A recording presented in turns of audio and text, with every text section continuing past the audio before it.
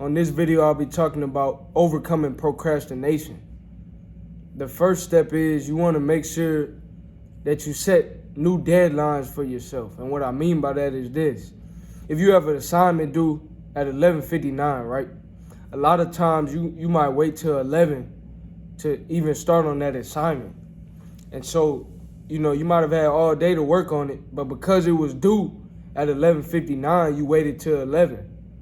And so the first tip to overcoming procrastination is you have to change the deadlines, right? So instead of even though the assignment might be due at 11:59, you might put it on your to-do list to have it done by 3 p.m. Now, what does that do? That makes sure that you start on it earlier. And if you start on it earlier, you'll finish it earlier. So sometimes when we're trying to overcome procrastination, we have to trick our mind. We have to, kind of put our backs against the wall. You know what I'm saying? When you're back against the wall, you got no choice but to ball. When you're back against the wall, you got no choice but to ball. You got to put in work. But if you keep on giving yourself more time to push it off, then that's what you're going to do. So sometimes you have to scoot that deadline up, push that deadline up. And that's going to make you start earlier, and that's going to help you finish earlier. They say if you give somebody 10 days to do something, it's probably going to take them 10 days. But if you give them 10 hours, they'll have it done within them 10 hours. So you have to, set new deadlines for yourself. Step number 2 is do easy tasks first to build momentum, or even, break up things into smaller parts. You know what I'm saying? But that's the second thing. You want to do the easy parts first to build momentum. So break it up and do the easier parts first to build momentum. So if you have 10 things to do, start with the easy things, right? Because the easy things probably take the least effort and can be done in the shortest amount of time. So that's going to build that momentum. They say an object in motion stays in motion. It's harder to move an object that's in place than it is to move an object that's already moving. Because an object in motion stays in motion. So you got to get in motion, get to it, get on the grind, get in your bag, get started, take that first step. And eventually it'll get easier due to momentum. So do the easy task first. If you have 5 things to do, 10 things to do, do the easier parts first. Or even if you have 1 thing to do, break it up. You might have to do a 5-page essay, just 1 page at a time. You might have to answer 10 questions. Just break it up question by question and do the easier ones first. You might not start at number 1. You might start at question number 7, then number 5, then number 10, then number 3, then number 1, depending on what's easier. But once you start answering those questions, now your momentum, now you in motion, and an object in motion stays in motion. So get started. A lot of times when we're procrastinating, we're procrastinating getting started. It's not that the task takes all day, but we're taking all day to get started on the task.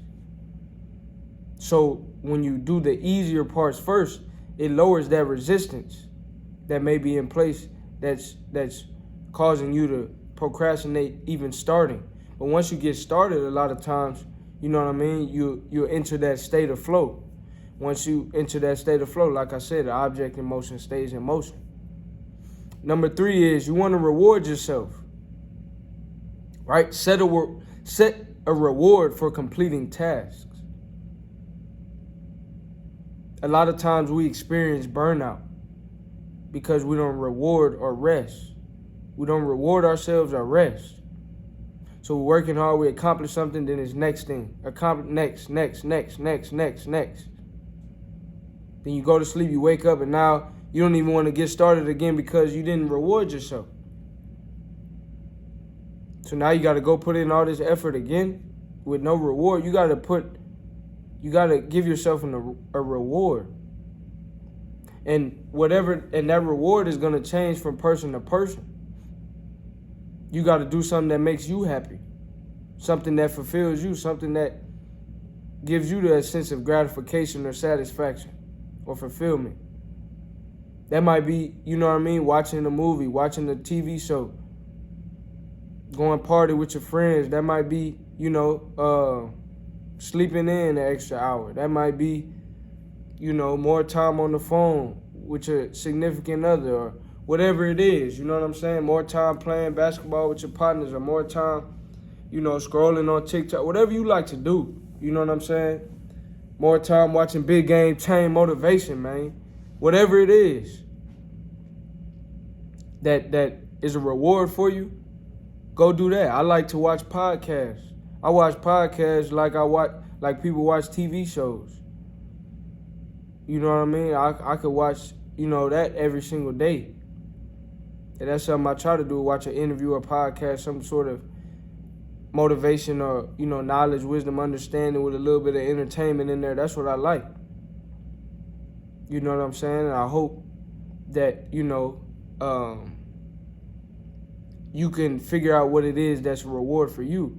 That way, once you complete a hard task or complete something off your to-do list, or, you have a successful, productive day, you reward yourself.